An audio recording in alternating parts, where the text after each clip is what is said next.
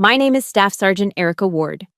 At 32 years old, I'm in Kandahar, Afghanistan, where the 120-degree heat can kill you as fast as a bullet.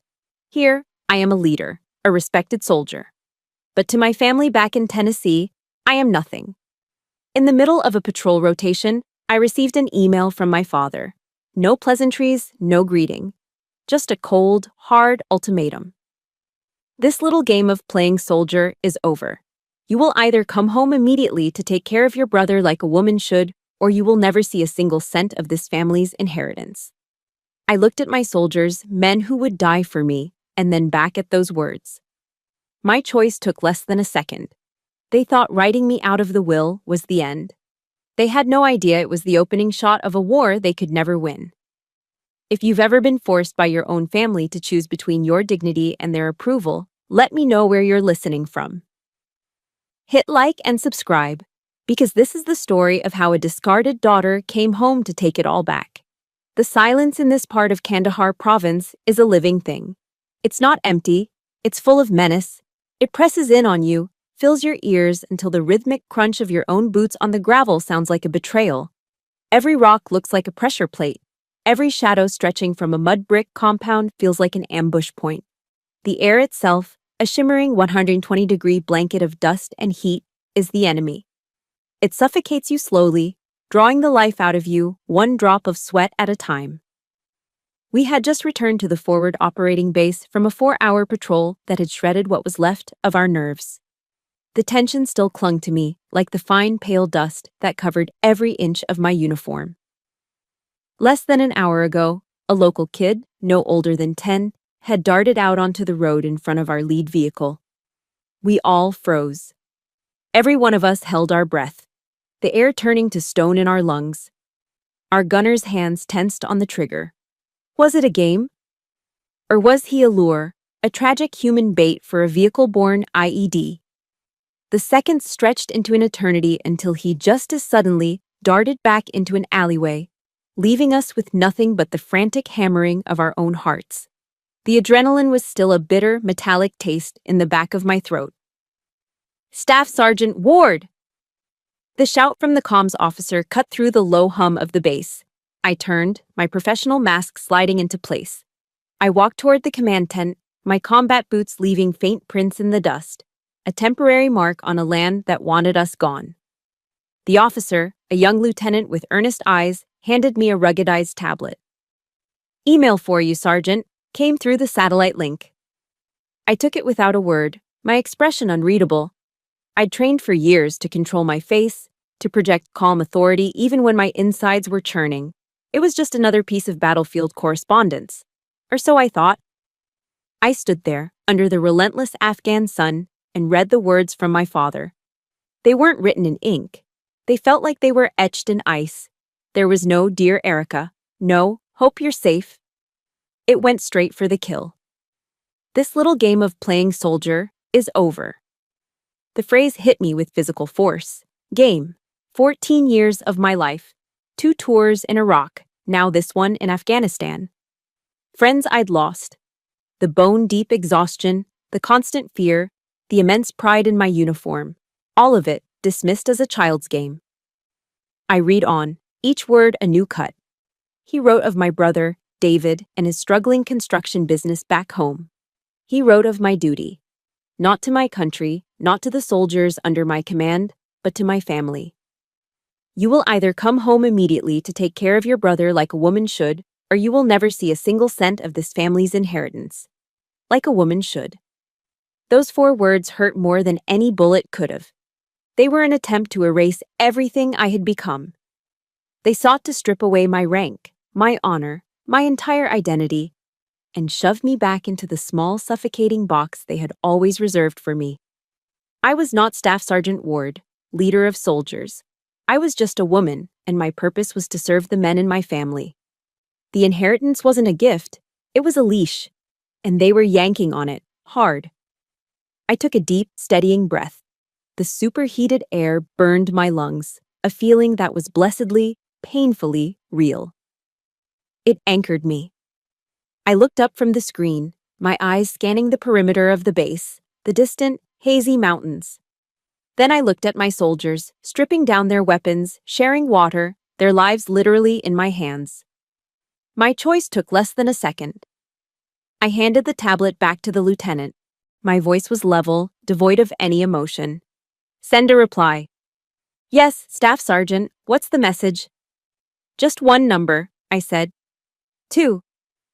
Just as the lieutenant walked away, a familiar thumping sound grew louder, and a Black Hawk helicopter descended toward the landing zone, kicking up a blinding whirlwind of dust. Mail call.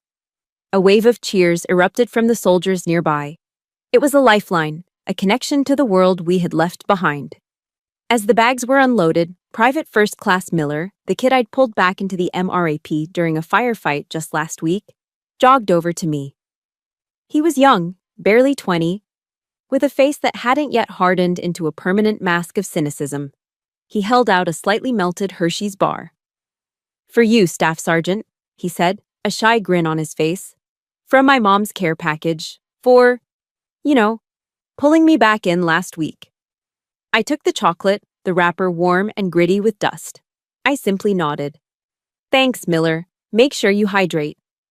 He nodded back, the respect in his eyes clear and unconditional. I stood there for a moment, the heavy weight of the chocolate bar in my palm. This was real. This simple gesture of gratitude from a young soldier whose life I'd protected. This was earned respect. This was kinship forged in fire and fear. This single dusty piece of chocolate from a kid from Ohio was worth more than every acre of land, every dollar in the bank. From a family that didn't even see me as a person. The contrast was so sharp, so absolute, it solidified my decision into something as hard as diamonds. That night, I didn't sleep. I took an extra watch shift, standing on the perimeter wall, my rifle resting in my hands. The desert had cooled, and the sky was an ocean of brilliant, unfamiliar stars. It was a beautiful, silent, deadly place. I wasn't thinking about the money. I was thinking about my mother. I thought about the promise I'd made to her, and to myself, at her grave so many years ago, that I would never, ever let anyone make me feel small again. That ultimatum from my father wasn't a rejection. I realized it with a clarity that was almost terrifying. It was a release. It was him, taking a knife and personally cutting the last frayed cord that tied me to them. Standing there, under those foreign stars, thousands of miles from the Tennessee soil that had raised me and then tried to bury me, I made a new vow. This isn't the end. This is the beginning. They will regret underestimating me. I didn't hesitate for a second when I sent that reply, because this wasn't the first shot they had fired. This was just the latest battle in a war that had been raging my entire life. Standing watch under that vast, silent sky, I realized my father's email wasn't a declaration of war. It was just another exhibit in my own private museum of scars, a collection of moments curated over a lifetime of being told I was less. My decision to reply with a single number wasn't made in that hot, dusty moment. It was forged years ago, piece by painful piece. The first exhibit is a dress. I was 16. I'd spent the entire summer working double shifts at the local Dairy Queen, the smell of waffle cones and burgers clinging to me long after I'd clocked out. I saved every single dollar for a prom dress I'd seen in a store window downtown. It was pale blue, almost the color of a Tennessee sky just after sunset, with tiny, delicate straps. It was the most beautiful thing I had ever owned. It was a promise of a single night where I could just be a normal teenage girl. The day before the prom, I found it. It was wadded up in a corner of the garage, smelling of grease and mud.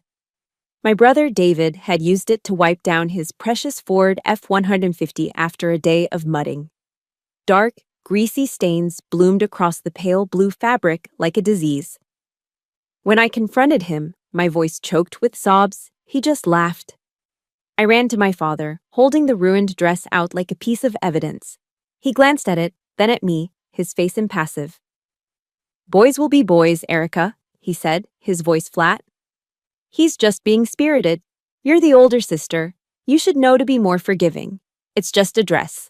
Stop making a scene. It's just a dress." My mother found me crying in my room later. She didn't say a word. She just took the dress and spent hours in the laundry room, scrubbing at it with gentle, desperate hands. But the grease stains never truly came out.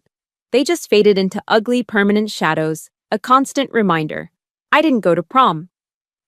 The next exhibit is a piece of paper. My high school diploma, naming me as valedictorian. It was an achievement I'd poured my entire soul into. A victory earned through sleepless nights and a relentless drive to prove I was more than just the quiet girl in the background. As I stood at the podium in the hot, stuffy gymnasium, looking out at a sea of faces, I found my family in the third row. My mother was smiling through her tears. My father and David sat beside her, stone-faced, their arms crossed. They didn't clap when my name was called. Not once. After the ceremony, our principal, Mr. Abernathy, came over to shake my hand, his face beaming with pride. "We are all so proud of you, Erica. A truly remarkable achievement." Before I could even say thank you, my father stepped forward, placing a heavy hand on my shoulder. He spoke loudly, his voice carrying to the other families standing nearby. "She's just good at useless book smarts," he announced with a dismissive wave of his hand. "My boy David, here. He's the one who's really going to make something of himself." The air was sucked from my lungs. Mr. Abernathy's smile faltered. In the single brightest moment of my young life, my own father had reached out and extinguished the light, publicly shaming me, making my triumph feel like a fraud. My pride turned to ash in my mouth. On the car ride home, no one said a word. The silence was louder than any argument. The final and most painful exhibit in my museum is a small, empty wooden box. It belonged to my mother. In her last days, as cancer ate away at her frail body, she held my hand. Her grip was surprisingly strong, a final flicker of the vibrant woman she once was. "In my nightstand, Erica," she'd whispered, her voice a dry rasp. "There's a little rosewood box. It was my mother's. Now it's yours. Don't let anyone take it from you. It's your start." Inside was a simple gold locket, a pair of pearl earrings, and a few $100s in cash she had painstakingly saved. It wasn't a fortune, but it was everything.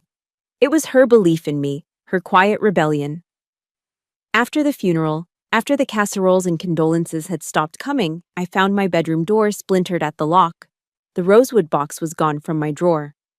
I found David in the living room, counting the cash. When I demanded he give it back, he just smirked. That arrogant, entitled smirk that I had hated my entire life. "Mom must have been confused at the end," he said, stuffing the bills into his pocket. "What do you need a start for, anyway? You'll just get married, and some guy will take care of you." He had not only stolen my inheritance, he had stolen my mother's last words, her final wish, and twisted them into another insult. He erased my future and replaced it with the one they had always designed for me. All of these moments, all of these scars, led me to one place. The night before I left for basic training, I drove out to the cemetery. I sat on the cool grass in front of my mother's headstone, the marble glowing faintly in the moonlight. The loneliness was a physical weight, pressing down on me. I didn't cry. The tears had dried up long ago. I just talked to her, my voice a low murmur in the quiet Tennessee night. "Mom, I'm leaving," I whispered to the stone. "I'm going to a place where my worth is measured by my actions, not my gender. A place where my last name doesn't mean I have to step aside for my brother. I'm going to make you proud." A gentle breeze rustled the leaves of the old oak tree overhead, and for a moment it felt like a soft hand on my cheek, an affirmation. That was the only goodbye I got, and it was enough. It was enough to make me walk away without ever looking back. If you've ever had a moment of achievement, big or small, that was belittled by the very people who should have been cheering for you, please support this story with a like. And in the comments, just type a single word. I understand. Let's show each other that we're not alone in this fight. So, no, I didn't hesitate. That email wasn't a new wound. It was just them pressing down on an old one, forgetting that over the years, my scars had turned into armor. The morning after my visit to my mother's grave, with the memory of that silent promise as my only shield, I walked into the Army recruitment office on Main Street. The sergeant behind the desk looked me up and down, probably seeing just another small-town girl looking for a way out. He wasn't wrong. I wasn't running from my town. I was running towards a chance to be defined by something other than my last name. That decision led me to a place that felt like the deepest circle of hell. Basic combat training at Fort Jackson, South Carolina. From the moment I stepped off the bus, I was systematically broken down. They took my civilian clothes, my belongings, and my hair, which was shorn off in a matter of seconds, falling in a sad pile on the floor. Most importantly, they took my name. I was no longer Erica Ward. I was recruit. My individuality was stripped away, replaced by the uniformity of a green camouflage uniform that was too big for my frame. Every day began at 0500 hours with a drill sergeant's voice, a roar that could curdle milk, screaming inches from my face. I was smaller than most of the male recruits, a fact that did not go unnoticed. My senior drill sergeant, a man built like a brick wall with a jaw that looked like it could crack walnuts, took one look at me on the first day. He scanned me from my combat boots to my freshly buzzed hair, a sneer playing on his lips. "Well, look what we have here, a little country girl," he boomed, his voice echoing across the formation. "You think this is some kind of summer picnic, Ward? I guarantee you'll be crying for your mama before the week is out." The other recruits shuffled nervously. I just stared straight ahead, my jaw clenched so tight I felt a muscle twitch in my cheek. I didn't say a word. When he dismissed us, ordering everyone to drop for 20 push-ups, I dropped and gave him 40. I didn't do it to be defiant. I did it to make a statement to myself. I would not break. The weeks bled into a grueling montage of sweat, mud, and exhaustion. Every muscle in my body screamed in protest. But the physical pain was nothing compared to the slow, grinding erosion of the spirit. The ultimate test came at the end of basic training, a multi-day field exercise the Army called the Forge. It was designed to be the final breaking point, a crucible that would either harden us into soldiers or shatter us completely. For nearly 3 days, we had almost no sleep, minimal food, and were pushed through a relentless series of combat scenarios, obstacle courses, and long, grueling marches under the hot Carolina sun. On the final day, during a 12-mile ruck march, I hit the wall. My rucksack, loaded with gear, felt like it was filled with cement. Each step was a battle. My legs were numb, my shoulders were raw, and a cold, creeping darkness was closing in at the edges of my vision. I was going to collapse. I knew it. This is it, I thought. This is as far as you go. Just as my knees began to buckle, I felt a slight pressure against my left side. I glanced over. It was Martinez, another female recruit from my platoon. We'd been fierce competitors from day one, always trying to outshoot, outrun, and outlast each other. We barely spoke. Now, she was marching shoulder to shoulder with me. Without a word, she subtly shifted her body, using her own shoulder to take a fraction of the weight of my rucksack. It was only for a few seconds, a small, almost imperceptible gesture. But it was enough. It was a silent message. I got you. Keep moving. In that moment, I understood what it meant to be part of something bigger than myself. I understood the sacred creed of the soldier. I will never leave a fallen comrade. But there was a different kind of pain that the Forge couldn't touch, a deeper ache that hit me every Sunday afternoon. That was when we were allowed a few precious hours of personal time, and a long line would form at the payphones. I'd watch as the other recruits, both men and women, waited patiently for their turn to call home. I'd sit on my bunk in the empty barracks, methodically stripping and cleaning my M16 rifle, the metallic scrape and click of the components echoing in the silence. I'd listen to the muffled sounds from the hallway, the bursts of laughter, the choked-up sobs, the quiet words of love and encouragement being exchanged over the phone lines. They had a lifeline, a connection to a world that was rooting for them, waiting for them. I had no one to call. My father and brother wouldn't have cared, and my mother was gone. That loneliness was a heavier burden than any rucksack. It was a cold, hollow space in my chest that the physical exhaustion couldn't fill. And in that hollow space, a hard, unshakable resolve began to form. If I didn't have a family to fight for back home, then this, the Army, the soldiers to my left and right, this would be my family. I had nowhere else to belong. The graduation ceremony was a blur of crisp uniforms and proud families. As we stood in formation, our drill sergeants walked down the line, placing a black beret on each of our heads. When my drill sergeant, the same one who had mocked me on day one, reached me, he paused. He placed the beret on my head, his movements precise. And for the first time, he didn't call me recruit or country girl. He looked me straight in the eye and said, his voice low and firm, "Soldier."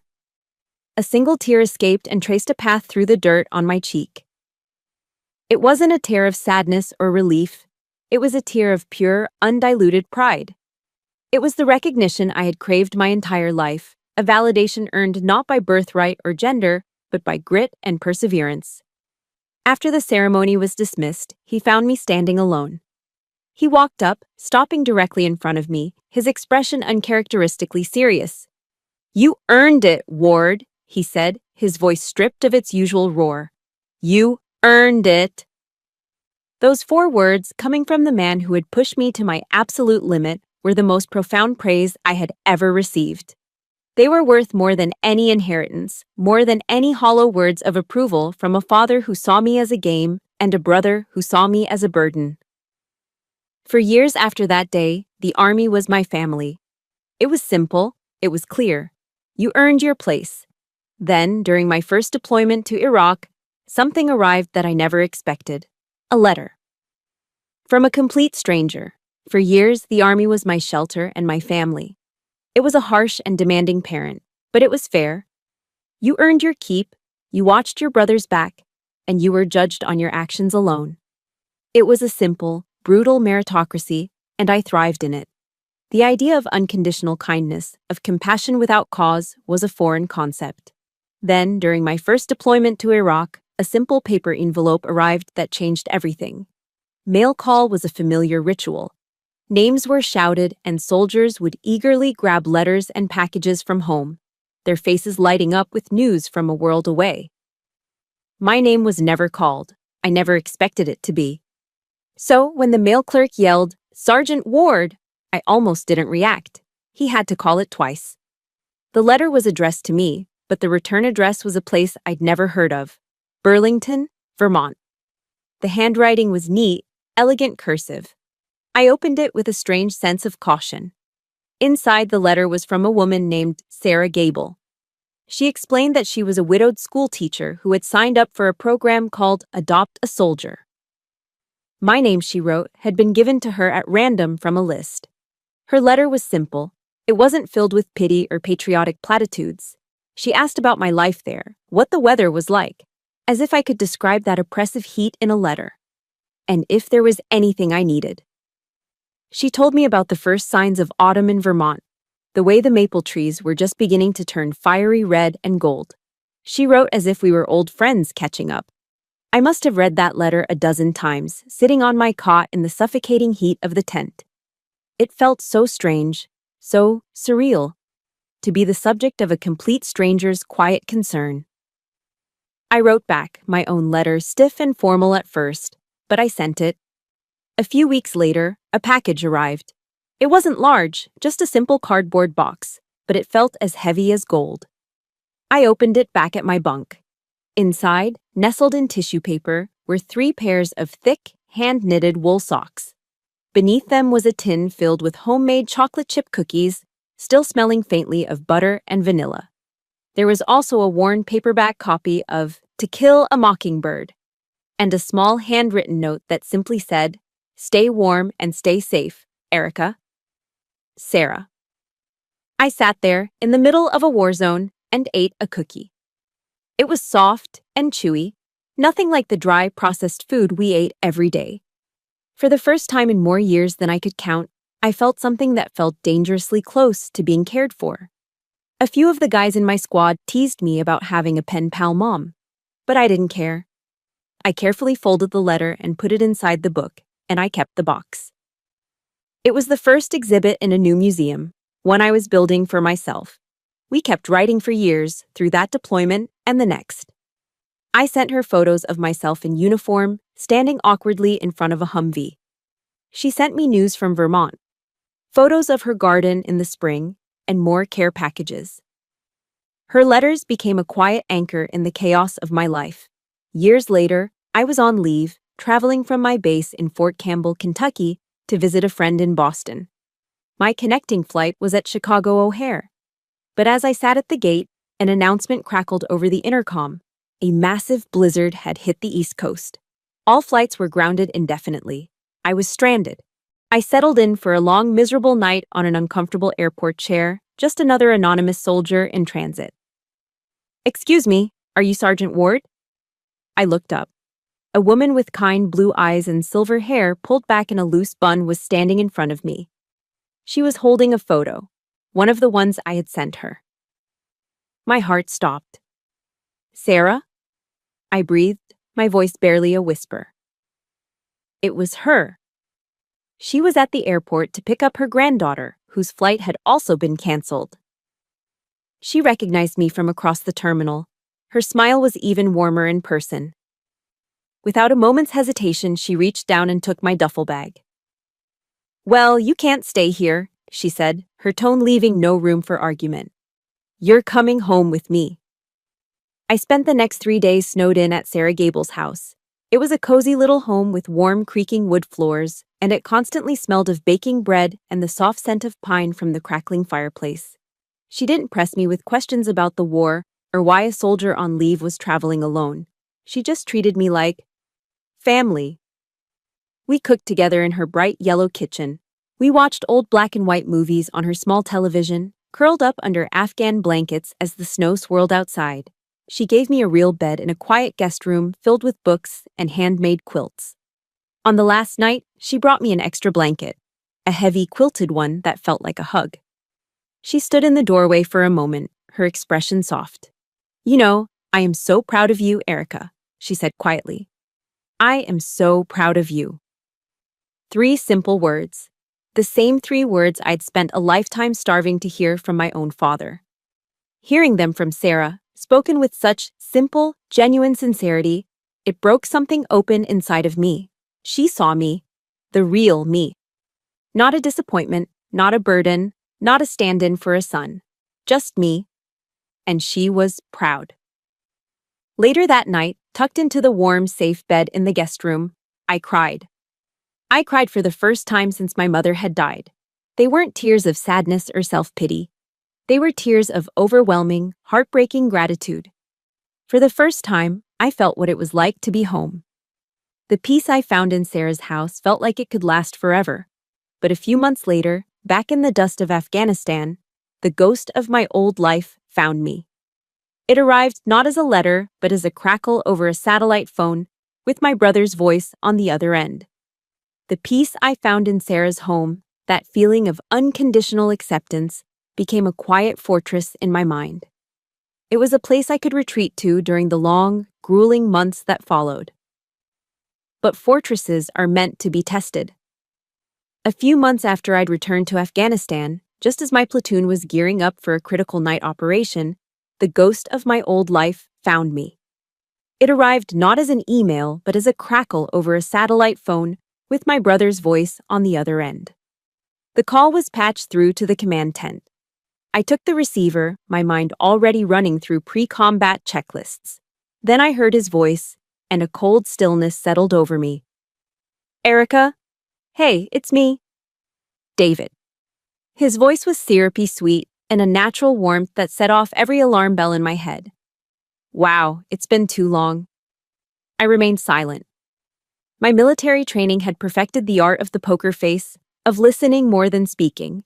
He didn't mention the ultimatum. He didn't mention my one-word reply. He just launched into a performance, asking how I was, if I was safe. He said he and Dad were so worried about me. The words felt hollow, manufactured. He painted a grim picture of life back home. The construction business was struggling, the economy was tough, and Dad wasn't doing so well. His health was failing. It was a textbook guilt trip, and I recognized the strategy immediately. This was reconnaissance. He was probing my defenses. I let the silence hang in the air for a moment before speaking, my voice flat. "What do you want, David?" He finally dropped the pretense. "Look, Dad's scheduled for a minor surgery soon, Nothing serious, but it's got him thinking.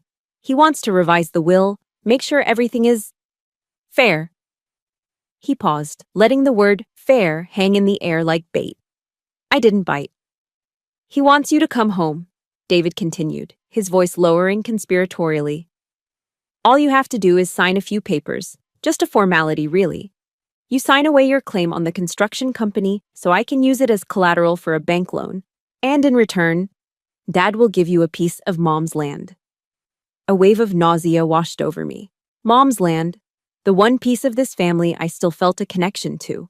The acres of rolling Tennessee hills she had loved, the place she'd inherited from her own mother. He was dangling our mother's memory in front of me, trying to trade it for my signature. The sheer audacity of it, the cold, calculating cruelty, almost took my breath away. Before I could respond, he said, "Hold on, Dad wants to talk to you." There was a rustle on the other end, and then my father's voice came on the line.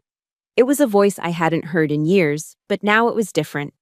It was weak, frail, and laced with a counterfeit remorse that was more sickening than David's fake friendliness. "Erica, honey," he began, the unfamiliar term of endearment grating on my ears. "Daughter, I'm sorry I was so hard on you. A father just wants what's best for his children. You know that. Family is everything, sweetheart. It's all that matters in the end. Please, just come home. We need you." His words were like a sweet poison. For a split second, a foolish, naive part of me, the 16-year-old girl who just wanted her father to be proud of her, wanted to believe him.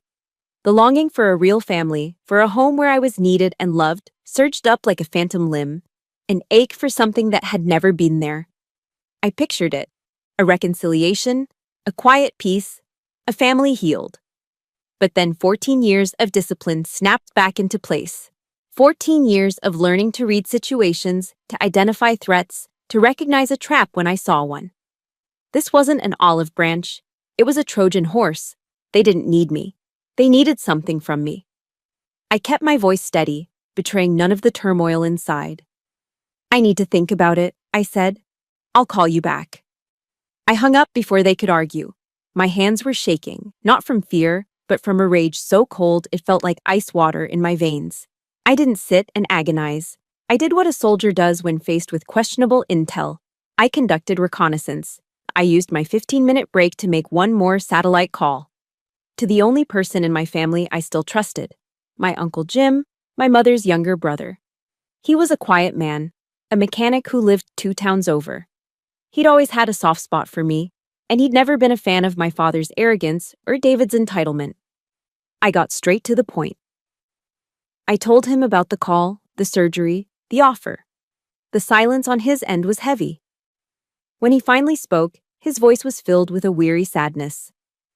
"Oh, Erica," he sighed, "there's no surgery. Your father is as healthy as a horse. It's David. The business is about to go under. He spent money like water on a new truck, bad investments. You know how he is. He's deep in debt and the bank is threatening to foreclose." He paused, and I could hear him take a deep breath. "They need a loan, a big one. And the bank won't give it to them unless they put up your mother's land as collateral. The land is in both your names as co-heirs. They need your signature to mortgage it. They're not trying to give you a piece of it, honey. They need you to give up all of it so David can save himself."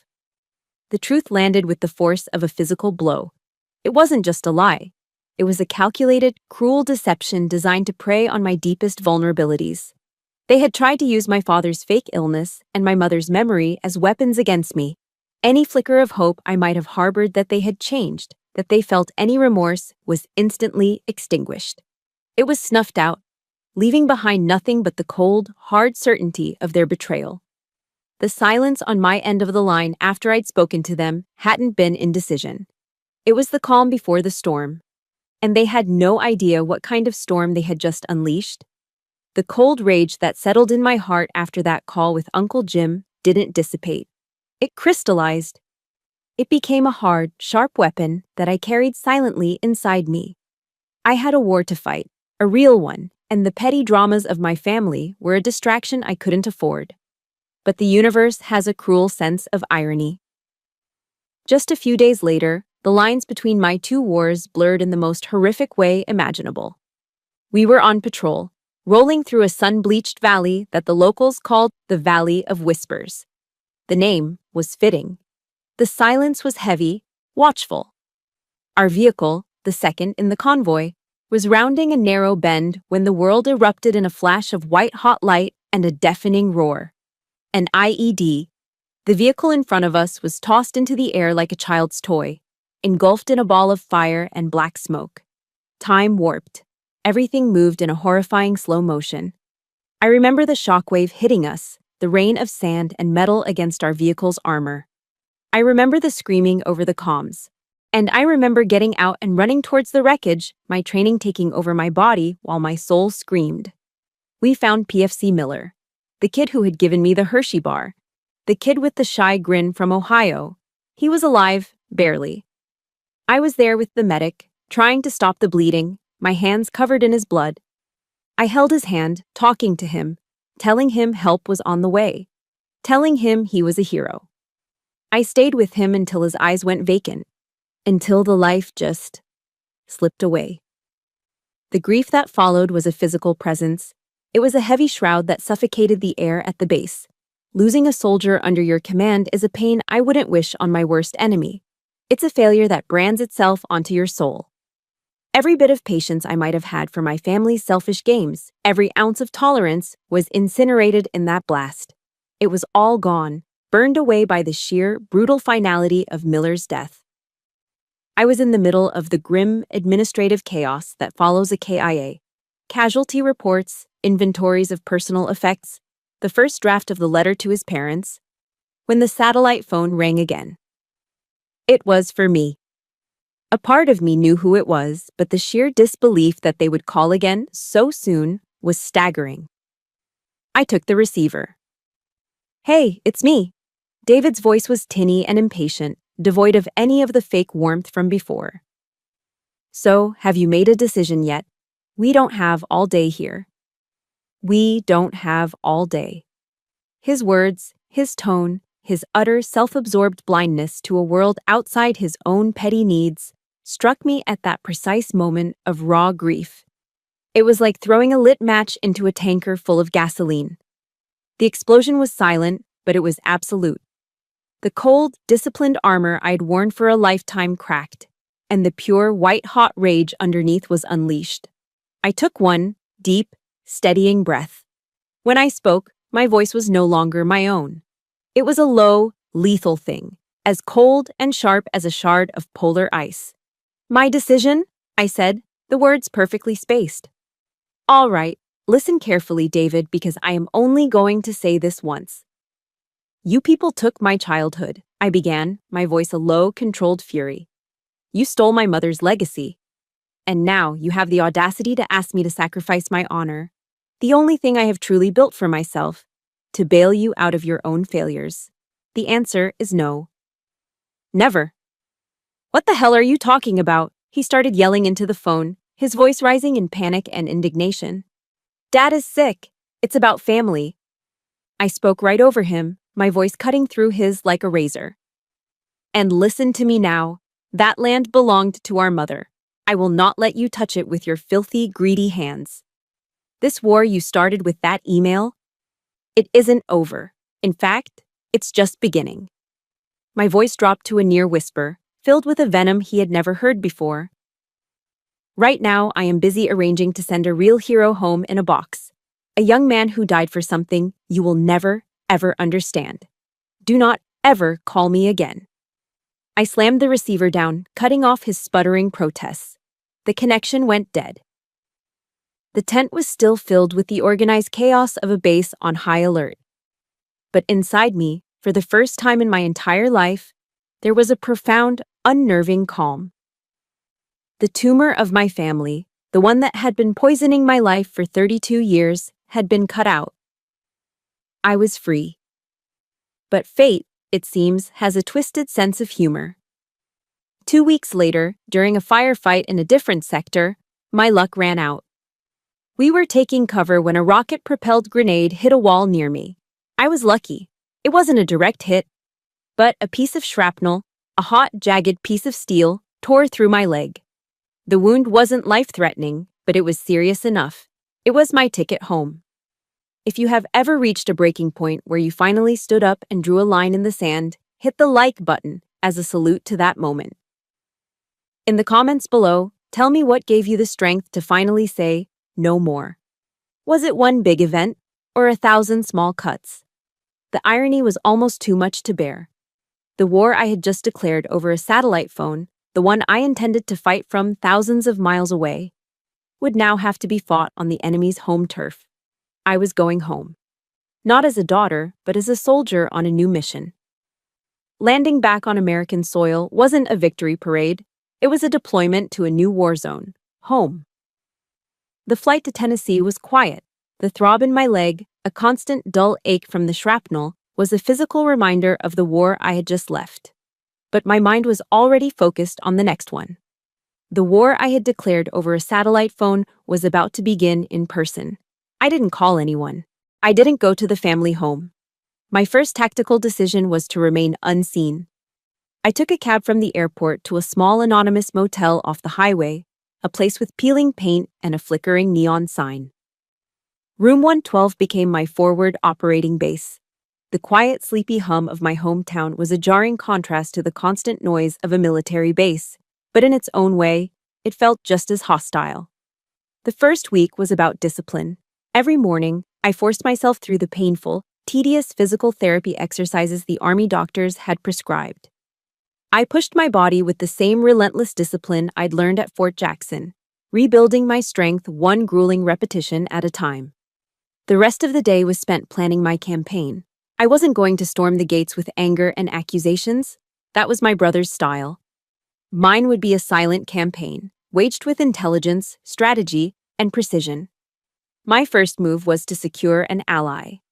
Through a veteran support network online, I found the Valor Law Group, a firm in Nashville staffed entirely by former military lawyers.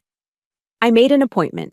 I sat across from a man named Marcus Thorne, a former Marine captain with sharp eyes and a calm, commanding presence. I didn't cry or tell him a long, emotional story. I gave him a situation report, laying out the facts with the same dispassionate clarity I'd use in a mission briefing. The history of the family business, the details of my mother's will, the ultimatum, and the manipulative phone call.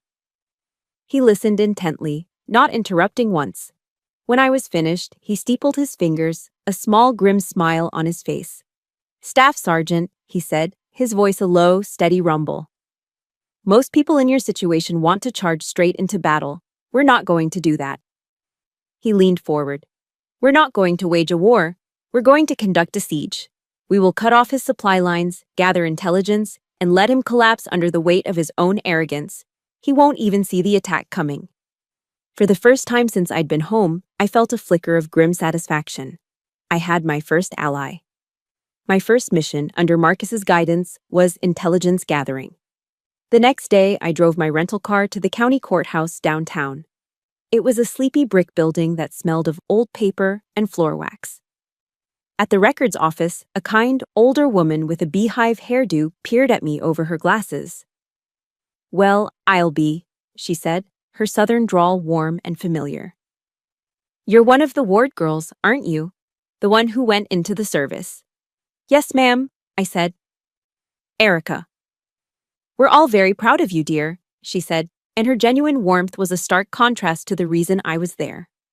I told her I needed to see the public property and business filings connected to my family's name. She nodded knowingly and with a quiet efficiency began pulling files.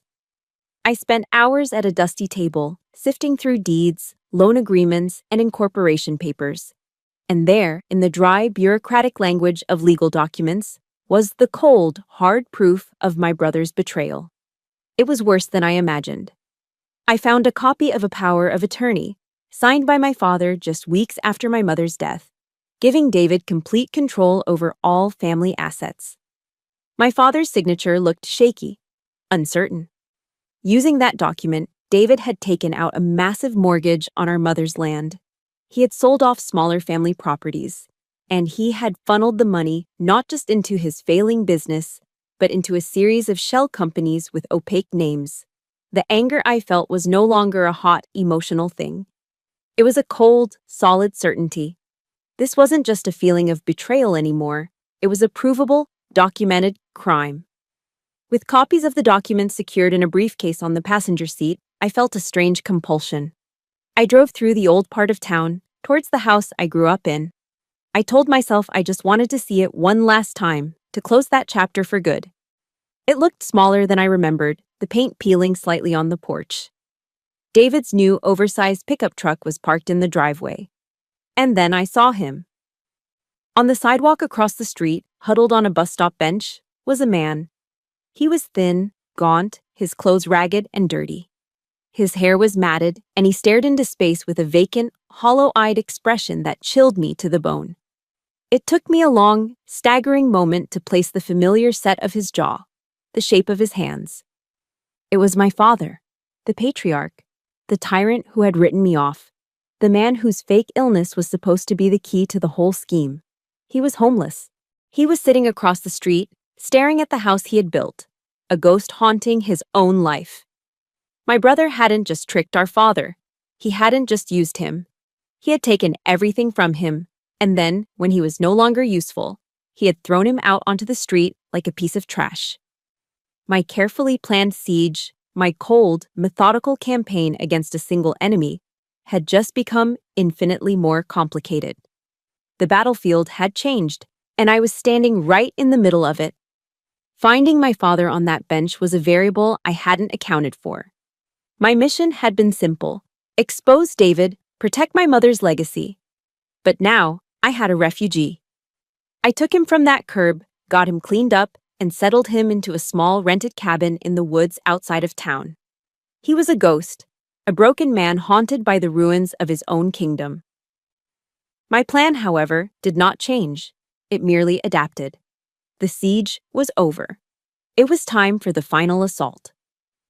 The battlefield was the monthly town hall meeting, held in the old municipal auditorium. It was the heart of our small town's civic life, a place where reputations were made and broken under the harsh fluorescent lights. My brother David was the keynote speaker. He was petitioning the council to approve his grand new housing development, the project he was trying to finance with our mother's land. I sat in the back row with my lawyer, Marcus. A few rows ahead of us, I saw my father. He sat alone, hunched over, looking small and lost in a borrowed suit. He looked ashamed. He should be. David took the stage like he was born for it. He was charming, confident, radiating the easy privilege of a man who had never been told no. He spoke eloquently about his vision for a better community, a place for families to grow. He laced his speech with all the right words: family values, our shared heritage, honoring the legacy of our forefathers. The town council, the mayor, the audience. They were all captivated. They were looking at David Ward, the successful son, the future of our town. I watched the performance, my heart beating a slow, steady, tactical rhythm. I was just waiting for my moment. He finished his speech to a round of enthusiastic applause. He beamed, soaking in the admiration, his smile wide and triumphant. And in that precise moment of his victory, the heavy oak doors at the back of the auditorium swung open. I walked in. I wasn't wearing my uniform, just a simple button-down shirt and jeans. I still walked with a slight limp. The shrapnel wound a dull, persistent ache. But I walked with my back straight, my head held high, the way the army had taught me. I moved down the center aisle, my boots making a quiet, steady sound on the worn linoleum floor. A ripple went through the room. Conversations died. The applause faltered and then stopped completely. A thick, shocked silence descended. Every eye in the room turned to me, the daughter who had disappeared, the soldier. I saw David's face. His triumphant smile froze, then cracked, melting away into a mask of pure, unadulterated shock. His face went pale. I didn't look at him. I didn't acknowledge him. I walked past the rows of familiar, stunned faces, old neighbors, former teachers, people who had watched me grow up, and went directly to the public comment microphone set up in the aisle. I adjusted it slightly, the metallic scrape echoing in the dead quiet. When I spoke, my voice was calm, clear, and steady. It carried through the auditorium without a single tremor. "Good evening," I began, addressing the council but looking at the crowd. "My name is Staff Sergeant Erica Ward." I let my rank hang in the air for a second. "I don't have a comment on the zoning proposal. I just have a question for Mr. David Ward, who was just speaking so passionately about family legacy." I turned my head slowly and looked directly at him, pinning him in place with my gaze. He looked like a cornered animal. "Mr. Ward," I asked, my voice dropping but losing none of its intensity, "does the family legacy you're referring to include manipulating your elderly father into signing over power of attorney, selling off his assets, and then kicking him out onto the street to live like a homeless person?" A collective gasp swept through the auditorium. A low murmur of disbelief and shock started to build. David opened his mouth, but no sound came out. I didn't wait for an answer. I gave a subtle nod towards the back doors. On cue, Marcus walked in. And on his arm, frail and trembling, was our father. Marcus gently guided him to the front of the room, to stand in the open space before the council, a living, breathing exhibit of David's cruelty. The murmuring in the crowd grew louder, turning into whispers of, "Oh my God," and "Is that really?" I turned my attention back to my brother. My voice was as cold and sharp as steel. "And this community project you're proposing, is it by any chance being funded with the money you acquired by illegally mortgaging the land my mother left to both of her children using forged documents?" I stepped forward and placed a thick manila folder on the council's table with a soft, definitive thud. "All the evidence is right here," I said, my voice resonating in the charged silence. "The fraudulent power of attorney, the loan agreements, the bank records for the shell companies, it's all here."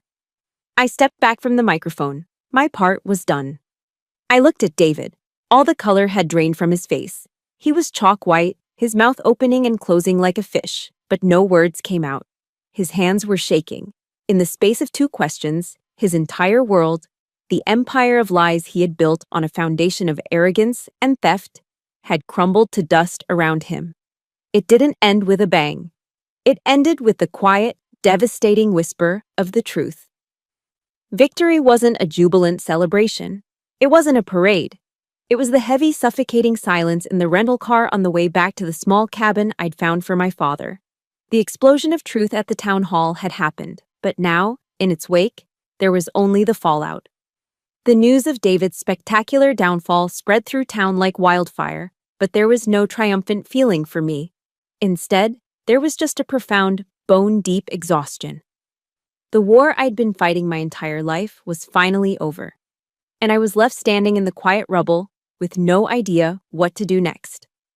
My father and I coexisted in that small cabin for days, moving around each other in a quiet, awkward dance.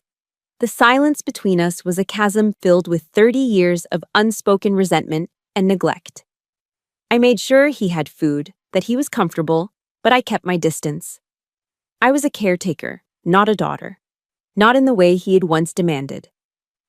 One evening, we were sitting on the porch in 2 old rocking chairs, listening to the sound of crickets in the Tennessee twilight. The air was thick with the smell of honeysuckle. For the first time, he spoke without being spoken to. His voice was a hoarse, broken thing. "I saw you," he said, his gaze fixed on the darkening woods. "At the town hall. The way you stood there. The way you took control." He paused, and I heard a hitch in his breath. "Your mother. She would have been so proud." The mention of her name from his lips was a shock. He turned to look at me then, and his eyes, once so full of judgment and authority, were now just the watery, red-rimmed eyes of a defeated old man. Tears began to trace paths through the weathered lines on his face. "I was wrong, Erica," he wept, the words tumbling out in ragged sobs. "All these years, I was so wrong. I bet on the wrong horse. My pride, my damned pride, it destroyed everything." I didn't move to comfort him. I didn't offer a tissue or a soothing word. I just sat there, my chair rocking gently, and let him cry. I listened. His confession didn't magically heal the scars he'd inflicted, but it was necessary. It was the acknowledgement of a truth I'd waited a lifetime to hear. A few days later, there was a furious pounding on the cabin door. It was David. He was out on bail, his face a twisted mask of rage and disbelief. He didn't come to apologize. He came to attack. "You!" he spat, his finger jabbing in my direction. "You venomous snake! You took everything from me. You ruined my life." I looked at him, standing on my porch, a man twice my size reduced to a sputtering, blame-filled child. The anger I once felt for him was gone, replaced by a strange and hollow pity. He hadn't learned a thing. "I didn't take anything from you, David," I said, my voice calm and even. "I just held up a mirror. You did this to yourself." He opened his mouth to hurl another insult, but I simply turned, walked back inside, and shut the door in his face. The soft click of the lock was the last conversation we would ever have. The legal proceedings were messy, but with the evidence I had, the outcome was never in doubt. David faced fraud charges, and the company was forced into bankruptcy. Through the court, the title to my mother's land was cleared and returned to me, along with a portion of the other remaining assets. My father could never live alone again. He was a broken man, both in spirit and in health, but I would not be his caretaker. That was the role he had tried to force on me, and I would not accept it. I used a portion of the recovered money to secure him a place at a comfortable assisted living facility an hour away. It was a nice place, with gardens and good medical care. He would be safe. He would be looked after. I drove him there myself. I helped him get settled in his new room.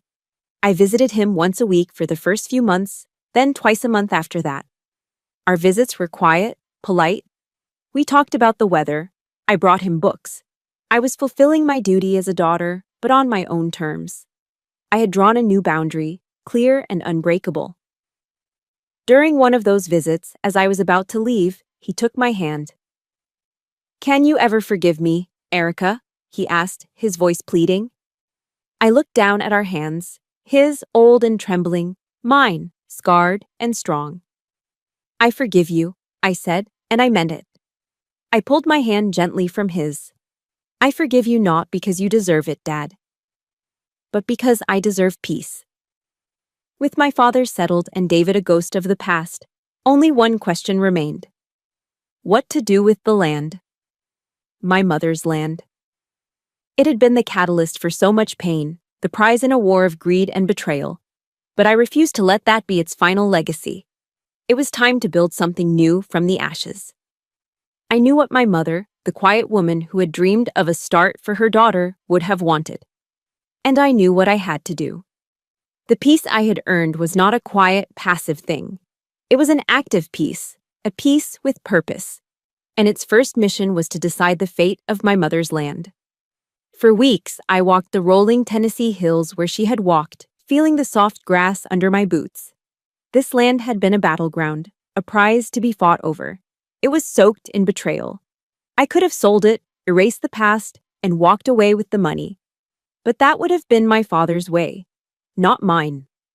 I decided to redefine its legacy. I spent my remaining weeks of convalescent leave on the phone, working with Marcus and a dozen different veteran nonprofit organizations. Together, we drew up plans. My mother's land would not be sold for another soulless housing development. It would become a sanctuary. We would build Ward's Landing, a transitional housing and rehabilitation center for female veterans struggling with homelessness, PTSD, and the difficult return to civilian life. The land that my mother had hoped would be my start would now become a new start for hundreds of my sisters in arms. The inheritance that was used as a weapon of betrayal would be transformed into an instrument of healing. That, I knew, was the most fitting tribute to my mother's quiet strength. A few months later, just before I was scheduled to redeploy, an official-looking envelope arrived from the Department of the Army. It was a letter from my commanding officer. He informed me that he had put me in for a medal, not for any single act of valor in combat, but for my entire tour. He had recommended me for the Legion of Merit. The citation mentioned my combat leadership, but it also cited my extraordinary moral character and unwavering resilience in the face of significant personal adversity while deployed. They had seen more than just the soldier. They had seen the whole fight. The award ceremony was a small formal affair at my home base. I stood at attention in my dress uniform, the sharp creases feeling both familiar and foreign after months in civilian clothes. As my name was called, I saw a familiar face in the small crowd of attendees. Sarah, my Vermont mom, had flown all the way down for the ceremony. My CO read the citation, and then Sarah was invited to pin the medal on my uniform. As she carefully affixed the striking 5-pointed star to my chest, she leaned in close. Her voice was a soft whisper meant only for me. "Your mother," she said, her eyes shining with tears, "would be so, so proud." And this time, hearing those words, I didn't feel the old ache of what I had lost.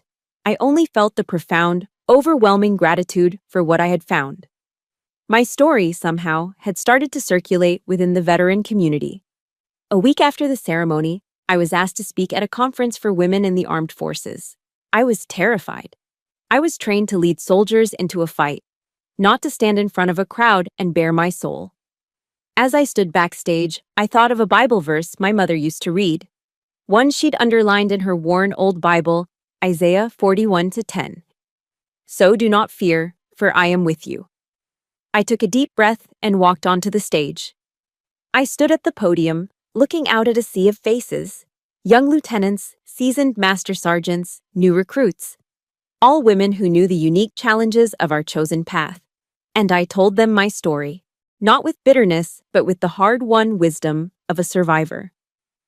"The greatest courage," I said, my voice steady and clear, "is sometimes not facing enemy fire, but facing the silence in your own home. They might try to take your inheritance, your opportunities, even your own name. But you can never ever let them take your voice. Because your voice, once you find the courage to use it, is the only legacy that truly matters. It is priceless." The journey back to Afghanistan felt different this time. It wasn't an escape anymore, it was a return. As I stepped off the C-130 transport plane and onto the familiar, dusty tarmac of the Kandahar airfield, I saw them. My squad, my guys. They were all standing there, waiting. A cheer went up, a ragged, joyous sound in the dry desert air. They clapped me on the back, their grins wide and genuine. My platoon sergeant, a grizzled old warrior named Gunny, stepped forward. He stuck out his hand. "Welcome home, Staff Sergeant," he said. And for the first time, a real, unguarded smile spread across my face.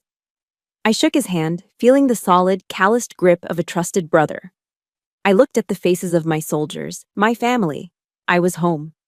Here, in this broken, beautiful, dangerous land, surrounded by the men and women I would die for, and who would die for me. I had finally found my family. I had found my peace. And most importantly, I had found myself. And that's my story. My war back home is over, but my service, in every sense of the word, continues. My journey is proof that our past does not have to be our future, and that the deepest scars can be repurposed into our greatest strengths. I found my true family in the heat of battle and the kindness of strangers. In the comments, I'd be honored if you shared one word that describes the family you chose for yourself. For more stories that prove the strongest spirits are the ones tested by fire, please like this video and subscribe to the channel.